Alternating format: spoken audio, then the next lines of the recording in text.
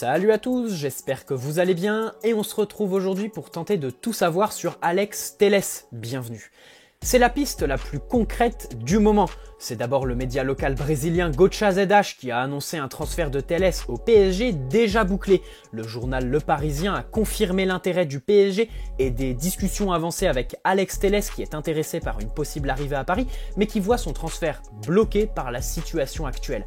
Et enfin, les dernières infos sur ce dossier ont été rapportées par le site Globo qui annonce des négociations avancées entre le PSG et le FC Porto, qui nous informe de l'implication de Pini Zahavi sur le coup et qui nous rapporte une indemnité de transfert de 25 millions d'euros qui peut atteindre un total de 30 millions d'euros avec des variables et des bonus. Quoi qu'il en soit, le PSG est bien actif sur le marché des transferts, qu'on le veuille ou non, et la piste menant à Alex Telles est la plus concrète. Mais comment en est-il arrivé là ? Quel profil présente-t-il ? Quelles sont ses forces et ses faiblesses ? On va voir tout ça dans cette vidéo. Telles commence sa carrière en 2011 du côté de l'Esporte Clube Juventude en seconde division brésilienne. En 41 matchs là-bas, Alex Telles peine à se montrer à son avantage, mais Grêmio flaire le bon coup et le signe 2 ans après ses débuts. Telles rejoint le club de Porto Alegre où il reste une saison qui lui suffira pour se révéler au grand jour. Titulaire indiscutable et élu meilleur latéral gauche du championnat brésilien, Telles attire la convoitise de certains grands clubs comme l'AC Milan, le FC Porto et Galatasaray. Le club turc débourse 6 millions d'euros pour l'arrivée d'Alex Telles en janvier 2014. Il joue une saison et demie en Turquie. Son anticipation sur les phases défensives s'améliore et Telles muscle son jeu. Il est champion de Turquie en 2015 et remporte la coupe ainsi que la Supercoupe de Turquie. Mais en septembre 2015, il est prêté à l'Inter Milan où 5 joueurs se disputent le poste de latéral gauche. Même si sa saison en Italie est plutôt bonne, l'Inter ne lève pas son option d'achat et Telles retourne en Turquie, un retour qui n'est qu'éphémère. En effet, même si sa valeur est estimée à 10 millions d'euros, le FC Porto réussit à le recruter pour 6,5 millions d'euros en juillet 2016. Depuis, Telles est devenu incontournable au Portugal, avec 183 matchs et 21 buts au compteur avec le FC Porto. Il s'adapte tranquillement pendant la saison 2016-2017 et crève l'écran la saison suivante. 4 buts, 20 passes décisives, deuxième joueur du top 7 européen à avoir remporté plus de 50% de ses duels, 2,5 passes clés par match en moyenne et premier joueur du championnat portugais en nombre d'interceptions.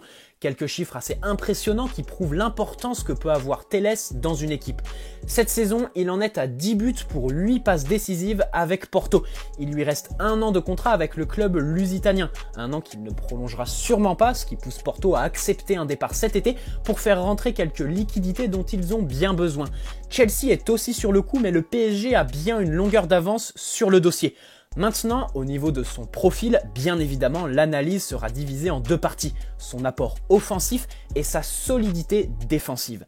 D'abord, on peut dire qu'il fait clairement partie des latéraux plus forts offensivement que défensivement. Déjà au niveau des statistiques, Telles est impressionnant. 21 buts et 52 passes décisives avec Porto en 183 matchs, c'est tout de même remarquable et ça témoigne d'une importance assez rare pour un latéral dans une équipe. Mais son nombre de buts est à relativiser puisque 5 de ses 8 buts en championnat cette saison ont été inscrits sur penalty.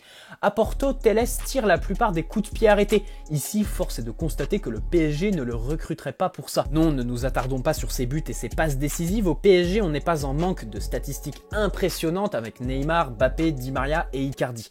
Mais là où j'aimerais m'arrêter, c'est sur la qualité de ses centres. Alors oui, il est brésilien, il sait dribbler, mais ce n'est pas la première de ses forces.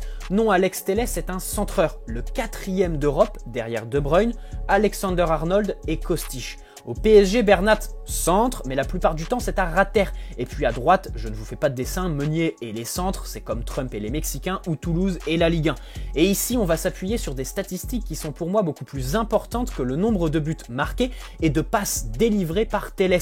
En effet, le Brésilien tente 8,6 centres et en réussit 2,3 par match en moyenne. À titre de comparaison, Meunier plus Bernat, c'est 4,8 centres tentés et 0,9 réussis par match en moyenne.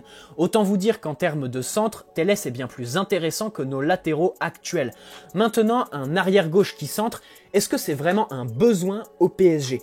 Personnellement, je pense que oui, Paris ne centre pas assez et a besoin de quelqu'un capable d'envoyer des ballons dans la surface depuis n'importe où sur les 40 derniers mètres. Telles a le profil presque parfait pour ça, et je pense que pour Icardi, qui est redoutable sur les ballons fuyants dans la surface, ou Cavani, au jeu de tête qui n'est plus à présenter, avoir un bon centreur ne pourra que bonifier leurs statistiques.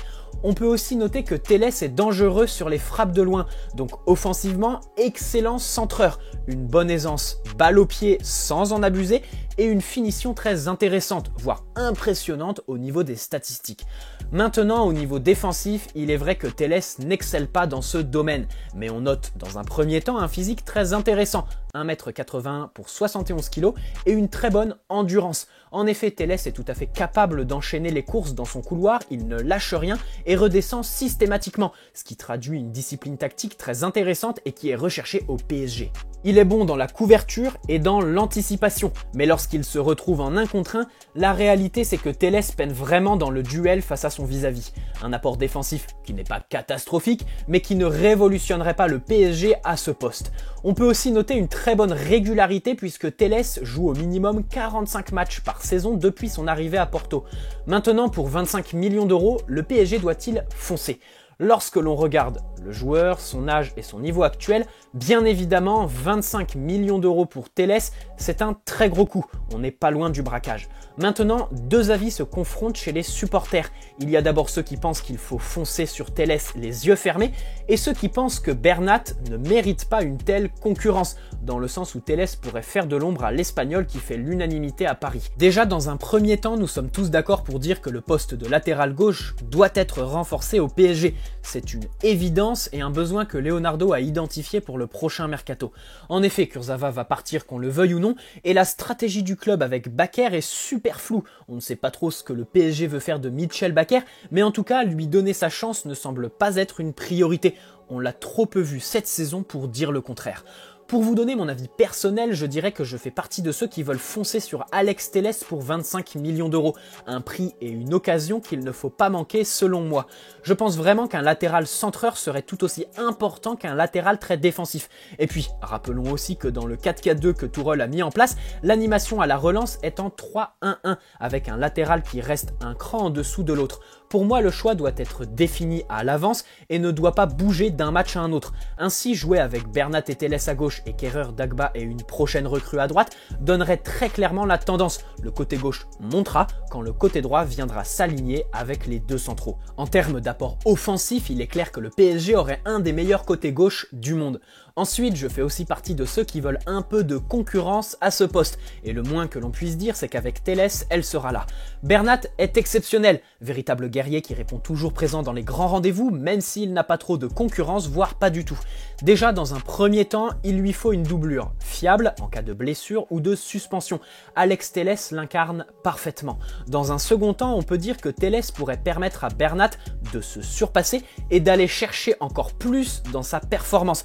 Selon moi, c'est très simple. La concurrence est une partie intégrante du football, quelque chose que tout grand club a besoin pour aller au sommet. Et se priver de concurrence à un poste serait tout simplement une erreur pour moi. Et puis, si Telles se montre plus intéressant que Bernat, oui, il passera devant lui, même s'il arriverait avec une longueur de retard sur Juanito qui fait l'unanimité actuellement. J'insiste vraiment sur la qualité de ses centres. Pour moi, c'est même au-dessus de son nombre de buts et de passes décisives. Honnêtement, voir quelqu'un capable de bien centrer de n'importe où, ça apporterait une très belle diversité dans le groupe et un gros plus à cette équipe qui a tendance à trop la jouer verticale. En effet, les dépositaires de notre jeu, Neymar et Di Maria, reviennent dans l'axe. Forcément, ils attirent le ballon qui a un circuit monotone par moment. Et sur le match aller contre Dortmund, on l'a bien ressenti. 27 ans, régulier, dans le top 10 des meilleurs latéraux d'Europe, qui apporterait concurrence et diversité des registres dans cette équipe. Personnellement, je fonce et louper cette opportunité pourrait provoquer des regrets. Voilà, j'espère que cette vidéo vous aura permis d'en savoir plus sur Alex Telles. N'hésitez pas à la liker si elle vous a plu, vous abonner si ce n'est pas déjà fait et me donner vos avis dans l'espace commentaire. Bonne soirée à tous, prenez soin de vous, allez Paris, ciao.